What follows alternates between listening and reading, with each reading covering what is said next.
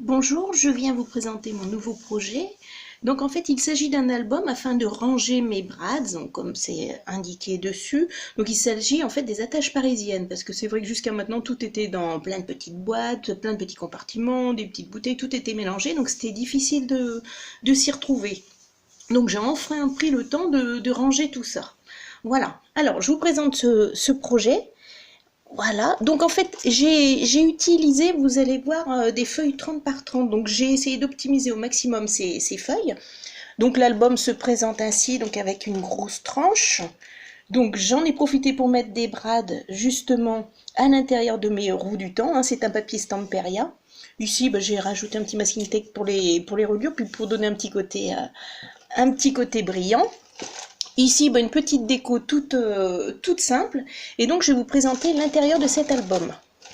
Voilà. Donc, ça se présente comme ceci. Je suis désolée, j'ai très peu de recul. Voilà. Donc ici, on va retrouver en fait toutes ces attaches parisiennes. Avec des pages. Donc, j'ai essayé de regrouper en fonction des thèmes. Donc ici, c'était souvent des brades de couleurs unies. Donc, j'ai essayé de les mettre par taille, par couleur. C'était assez fastidieux, hein. Voilà. Donc comme vous pouvez le constater, les pages mesurent 0,5 mm, pardon, 5 mm d'épaisseur, puisqu'en fait, qui dit attache parisienne dit forcément l'envers du décor. Donc c'est pour ça, ici forcément ce côté, c'est un petit peu moins joli. Et donc avec ce système de petits rabats, on ne les voit pas. Voilà. Ici, donc je vous présente un petit peu la collection. Hop, voilà. Voilà. Et donc pour que mon album ne soit pas trop épais, j'ai préféré faire deux systèmes de reliure. Donc j'utilise toujours la reliure en forme de U. Voilà, ici.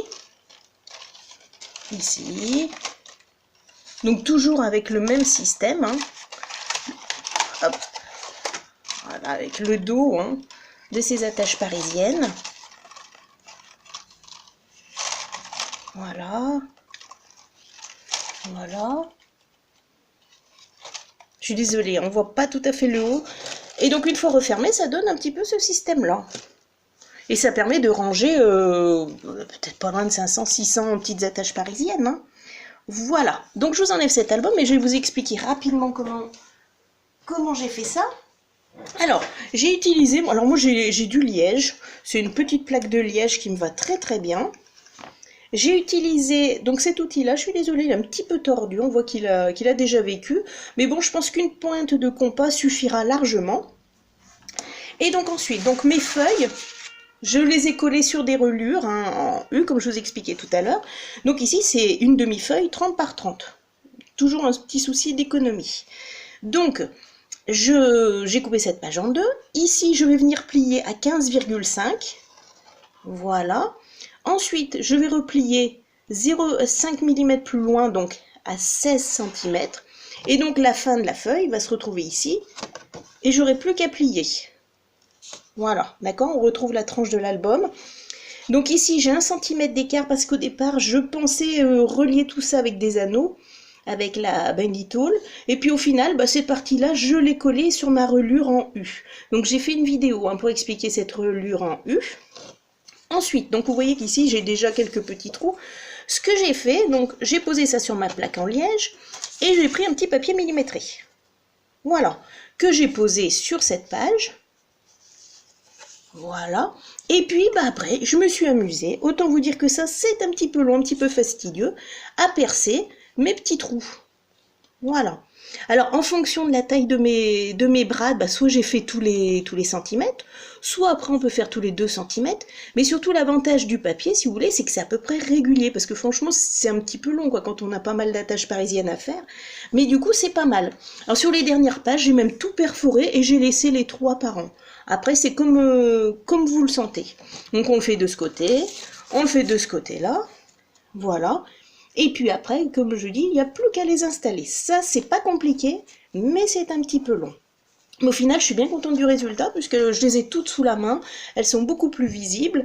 Et c'est voilà, c'est intéressant d'avoir tout ça plutôt que toutes ces petites boîtes, hein.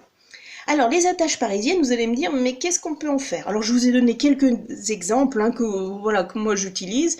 Donc après, On peut en faire des petites fleurs. Donc ça, c'est les dies que vous avez souvent livrés avec la Big Shot. Donc vraiment quelque chose de très simple. Un tout petit bout de dentelle et la petite attache parisienne. Voilà. Ces petites fleurs, après, elles peuvent vous servir comme embellissement. Les attaches parisiennes, là, je l'ai utilisée par exemple sur un tag. Voilà. Elle est ici. Ah, oh bah zut. Du coup, elle est tombée.